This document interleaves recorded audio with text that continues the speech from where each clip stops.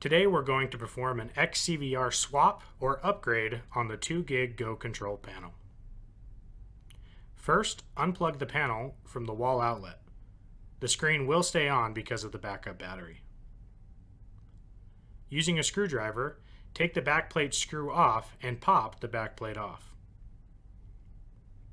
You may need to use a flathead screwdriver to assist you with this. Disconnect the backup battery. This is very important as you can damage the panel or equipment if the power or battery are still connected. This is the XCVR2. You can tell it's the XCVR2 by the copper coil that is connected to the silver box. If it does not have the copper coil, then it is the XCVR1.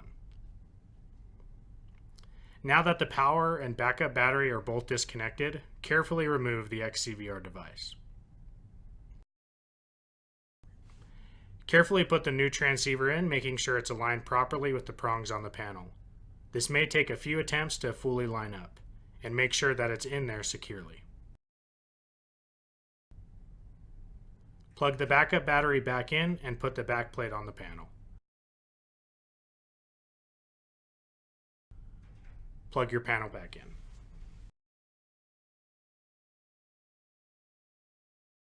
Thanks for watching this Link Interactive install video. Please contact us if you run into any issues.